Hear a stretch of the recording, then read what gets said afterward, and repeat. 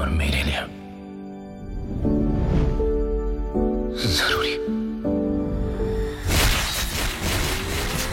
এটা বাগি 4 হতেই পারে। এটা হলো কসাই মুভি, হিরো কসাই, হিরোইন কসাই, ভিলেনও কসাই। হ্যালো গাইস, এক্সপ্লোরেশনে আপনাদের সবাইকে স্বাগত। ভাবা যায় এইবার যে কি একটা লেটাপেটা করে টাইগারকে দিয়ে কে জানে। বাগি 4 টিজার দেখে ফিল হচ্ছে রক্ত পিশাচ সবগুলা। টাইগারের মতো অ্যাকশন হিরোটারে ন্যাচারাল ভাবে ইউজ কর তা না। আরেকটা বিষয় ইন্ডিয়ান ফিল্ম ইন্ডাস্ট্রিতে কমন হয়ে দাঁড়াইছে, আপনি আপনার আশেপাশে খেয়াল করে দেখেন, যে মুভি দেখবেন ভিলেনকে সঞ্জু বাবা, অপরদিকে সেন্সর বোর্ড টিজারটিকে এ রেটেড ঘোষণা দিয়েছে। বাগি 4 না তো মার্কো আর এনিমেল 2.0 নিয়ে এসে। আরে গাজা খোরের দল, খালি কোপ কোপ করলেই মার্কেট পাওয়া যাবে না, আর ভুলেও কেউ এনিমেল মুভির কপি বলবেন। আর টাইগার শুরু কি ডায়লগ দিল, কি জারুরি জারুরা ঠিকভাবে বুঝলামই না, কানে শুধু বাতাসই আইলো। আরেকদিকে নিউ লেডি সুনাম বাছা, তুই মেয়ে মানুষ কিচেন রুমে সবজি কাট, তা না এমন কসাইদের মতো মানুষ মারতা সত্ত্বে ওই বান রক্তের চোখ খাবার লেগে ঢুকছে।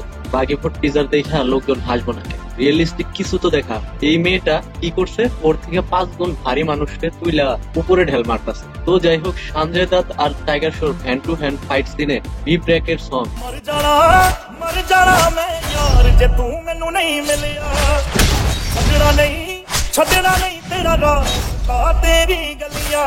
কিছু তো নিজেদের ইউজ করতি নাকি ভং দিয়ে বিজিএম চালাই দিল। তো যাই হোক গাইস, এটা তো জাস্ট একটা টিজার। হয়তো বা ট্রেলারে যত মার্কাটারে স্ক্রিন টিজারে দেখানো হয়েছে, ট্রেলারে হয়তো তা রিয়েলিস্টিকও দেখতে পেতে পারি আমরা। আশা ছাড়া যাবে না। তাও যদি না হয় 5 সেপ্টেম্বর থিয়েটারে গিয়ে জীবন দিতে হবে। তো গাইস, আপনাদের টিজারটি কেমন লেগেছে কমেন্টে জানাতে ভুলবেন না কিন্তু। দেখা হচ্ছে নেক্সট ভিডিওতে। আর ভিডিওটি এখনই লাইক করে ফেলুন। আর হ্যাঁ, এমন biography and movie related update পেতে আমার চ্যানেলকে সাবস্ক্রাইব করে পাশেই থাকুন। ধন্যবাদ।